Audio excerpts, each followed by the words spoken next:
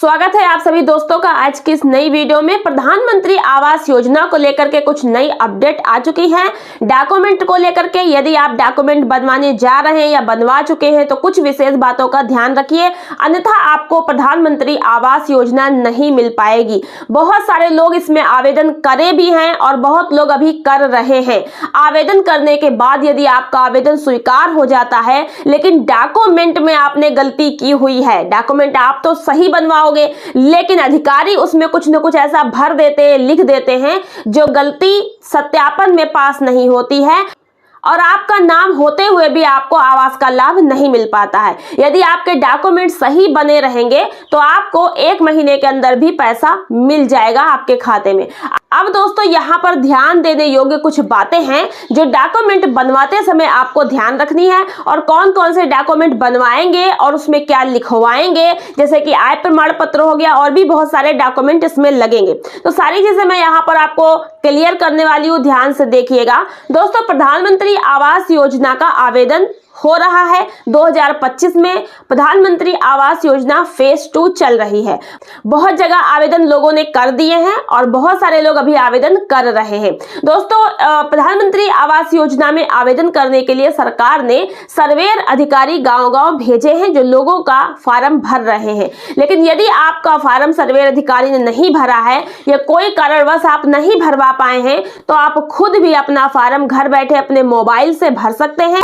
आपको play store से आवास प्लस ऐप डाउनलोड कर लेना है और उस पर अपना फॉर्म भरना है। लेकिन फॉर्म भरते समय आपको किन बातों का ध्यान रखना है और जो डॉक्यूमेंट बनवाएंगे उसमें क्या क्या बातें ध्यान रखनी है, यहाँ पर मैंने लिख ली है और सारी बातें आपको एक एक पॉइंट करके समझा देते हैं। दोस्तों, जब आप आवेदन करते हैं तो वहां पर आपको फॉर्म में एक बैंक खाता को ऐड करने का, विवरण भरने का ऑप्शन आता है।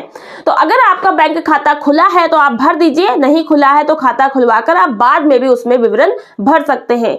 तो अभी आपको क्या करना है, जैसे आपको बैंक खाता अगर आपका खुला हुआ है तो कोई भी सरकारी बैंक में यदि आपका खाता खुला है, जैसे कि SBI, पंजाब नेशनल बैंक और भी बहुत सारी बैंक हैं, तो अगर कोई भी सरकारी बैंक में आपका खाता खुला है और वो आपका खाता एक्टिव है तो उस खाते को आप फॉर्म में भर सकते हैं, लगा सकते हैं। या आपके गांव में कोई भी क्षेत्रीय बैंक है, सरकार के द्वारा खुलवाई गई है, तो उन बैंकों में आप अपना खाता खुलवा लें। यदि नहीं खुला है और पहले से खुला है तो आप उसको लगा सकते हैं। लेकिन उस खाते को लगाते समय आपको कुछ विशेष बातों का ध्यान रखना है, जैसे कि आपका जो बैंक में खाता है उसमें DBT लिंक होना चाहिए। DBT का मतलब डायरेक्ट बेनिफिट ट्रांसफर। ये एक पैसा भेजने की प्रक्रिया होती है जो कि सरकार के द्वारा आपके खाते में पैसा भेजने के लिए प्रयोग की जाती है। यदि आपका खाता DBT लिंक होगा तभी डायरेक्ट बेनिफिट ट्रांसफर यानी कि आपको सरकारी पैसा आपके खाते में मिल पाएगा। और साथ ही दोस्तों, आपको ध्यान रखना है कि DBT के साथ में आपका खाता NPCI लिंक होना चाहिए और उस खाते में आपका पैन कार्ड अपडेट होना चाहिए। यदि आपके पास पैन कार्ड नहीं है तो पहले आप पैन कार्ड किसी भी जन सेवा केंद्र से जाकर आवेदन करके पैन कार्ड बनवा लीजिए और पैन कार्ड को अपने बैंक खाते से अपडेट करा दीजिए। इतना करने के बाद आपको एक बात का और ध्यान रखना है कि आपका जो पैन कार्ड है वो आधार कार्ड से लिंक करवा देना है। तो इस प्रकार से आपका खाता पूरी तरीके से एक्टिव माना जाएगा और ये सारा कुछ अगर आपका लिंक रहेगा तो डायरेक्ट आपका पैसा आवास वाला आपके खाते में पहुंच जाएगा। अब दोस्तों, यहाँ पर आपको इस बात का भी ध्यान रखना है कि जितने भी आपके परिवार में सदस्य हैं सभी का आधार कार्ड बना होना चाहिए और आधार कार्ड में मोबाइल नंबर लगा होना चाहिए।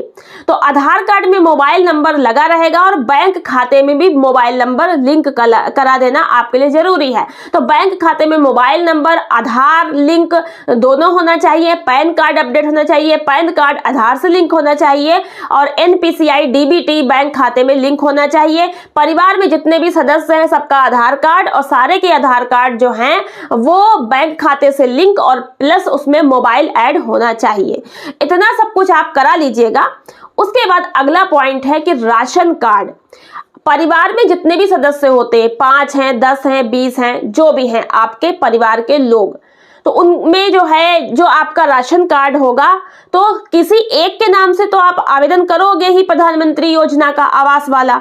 मान लीजिए आपके घर में 5 लोग हैं और आपने मम्मी के नाम से प्रधानमंत्री आवास योजना का फॉर्म ऑनलाइन करवाया या किया है, तो मम्मी का जो राशन कार्ड में नाम होना अनिवार्य है। मतलब जिसका नाम राशन कार्ड में रहेगा उसी में से किसी एक के नाम से आप फॉर्म को भरवाइएगा, ठीक है। और विशेष रूप से महिला के नाम से भरवाइएगा क्योंकि महिला को वरीयता है। अधिकतर जो आवास का आवंटन है महिला आवेदकों को ही किया जाएगा। अगला है जॉब कार्ड, जो सबसे ज्यादा अनिवार्य है, जिसको लेकर आपने बहुत सारी वीडियो देखी होंगी।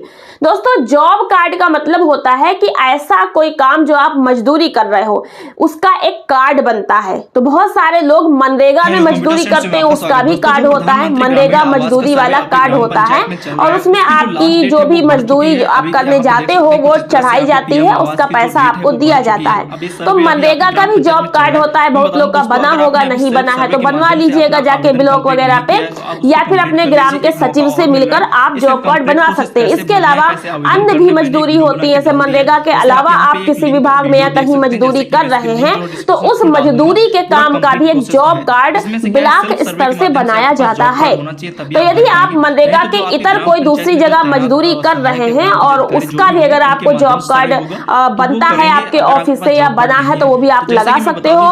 बस आपका मजदूरी यानी कम से कम इनकम वाला एक सर्टिफिकेट होता है जॉब कार्ड, इसलिए ये अनिवार्य है। तो आप अपने किसी भी अधिकारी से मिल करके बनवा सकते हो। मनरेगा जॉब कार्ड बनवाना है सचिव से मिलो और ब्लॉक पे जाकर के आप मिल सकते हो ऑफिस में जहां पर मजदूरी वाले जो काम देखे जाते हैं, ठीक है।